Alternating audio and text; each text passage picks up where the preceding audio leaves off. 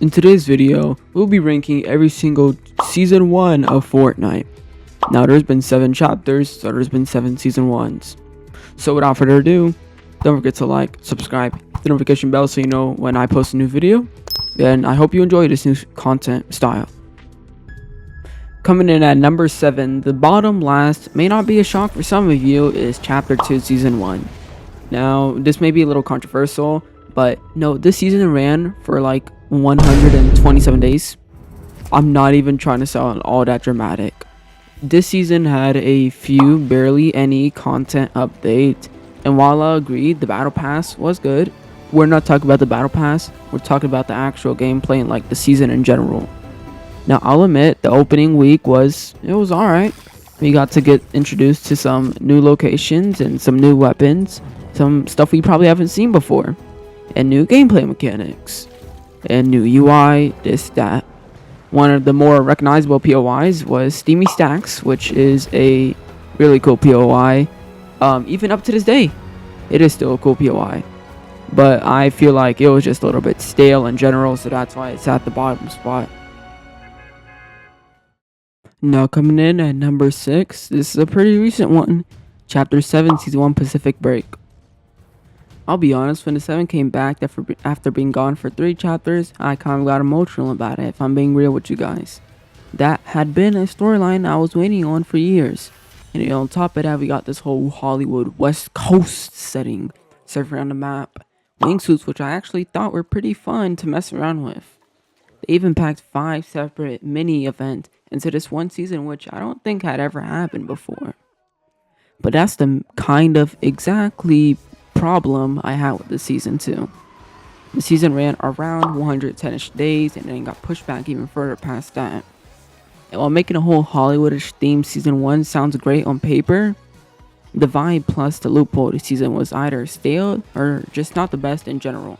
Weapons like the Iron Pump Shotgun and the Deadeye AR were amazing additions to the game and loot pool, but other items such as the Arc Lightning Gun and Twin Hammer Shotguns were either annoying to be put up against or got nerfed and felt like water guns. And the fact that Fortnite decided to pack over 32 different collabs around that into this one season, while some were good, some were just horrible slop. I love the story payoff, love the message, and love the messing with the new movement stuff. Love some of the collabs, but I just felt like I was constantly waiting for the next thing instead of enjoying the same content that was stale, that was right in front of my face. That's why it's at number 6 for me. Now coming in at 5th place is Chapter 6, Season 1, Demon Hunters, or just Hunters. I need you guys to understand, this might be one of the prettiest Fortnite seasons that Fortnite has ever put out. I just fly around in custom matches sometimes to look at the cherry blossoms and the temples. It's that good looking. And then Godzilla shows up mid-season. The Oni mask gives you these little powers alongside the introduction of sprites. It felt so alive. But here's my issue though, the map.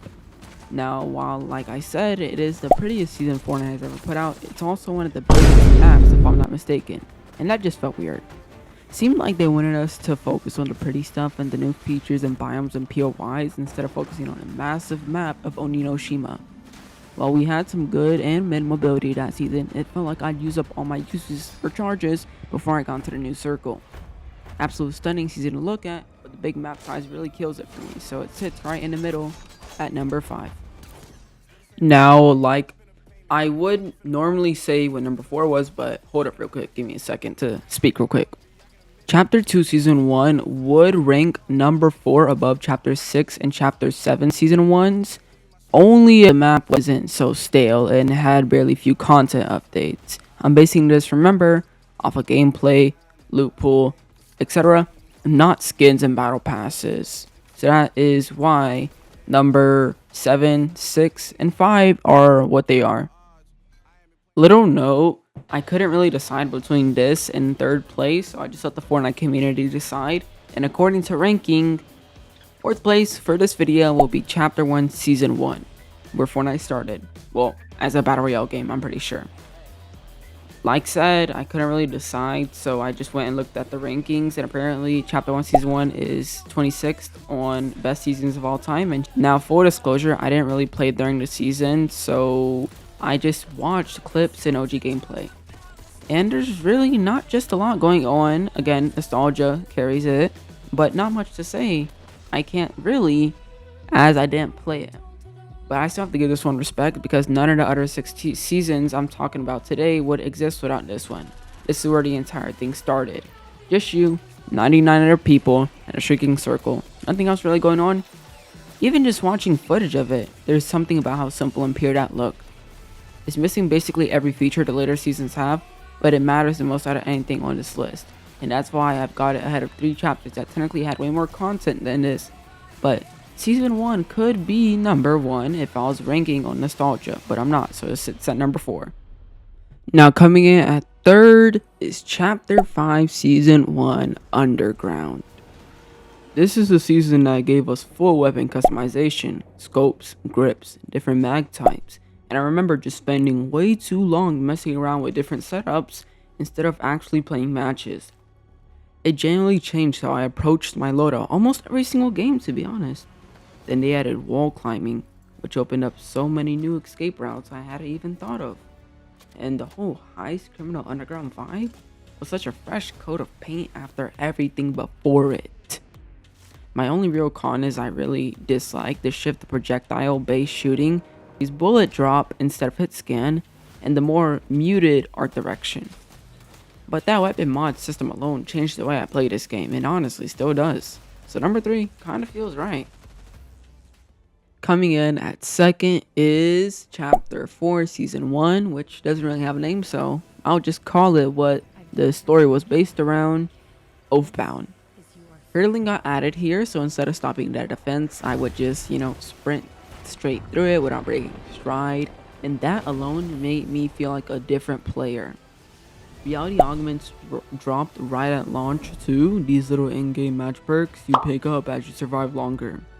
I was obsessed with re-rolling for the right ones every single game. I know I had a bit of a gambling addiction. But throwing dirt bikes, this territory mechanic where you hold a flag to reveal loot, in a map that just had a personality ever you landed, I was having a blast. But if I have to nitpick, a few of the guns this season just didn't do it for me. But movement wise, this might be one of the peakest Fortnite for me. Well, minus Chapter 3 and behind. But it was generally a coin and flip between this and number 3. So that's why I have it at number 2.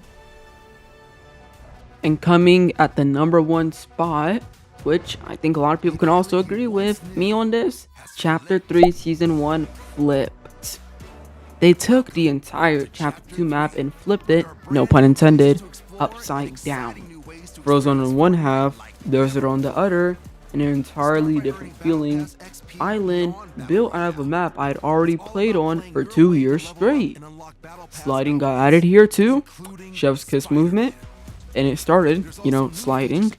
And I still remember how weird it felt the first few days before it just clicked and changed how I fought people forever.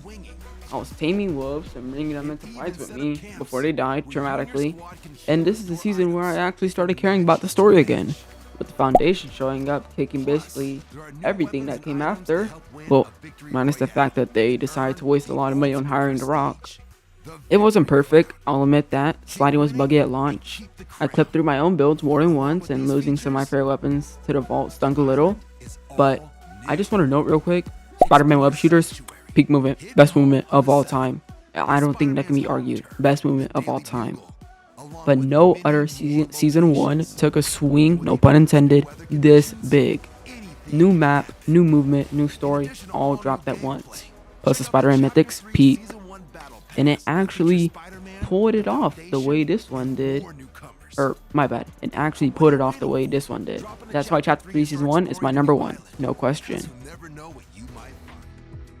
Well, just fam, that's the end of the video, and that's my full ranking, worst to best of all Season 1's up to date in Fortnite. Straight from me to you guys. Let me know down in the comments what your own list will look like, because I already know some of you guys are going to come for me about my very controversial ranking and kind of horrible. But if you enjoyed this type of content, please make sure to drop a like, subscribe if you haven't already, and I'll catch you in the next video.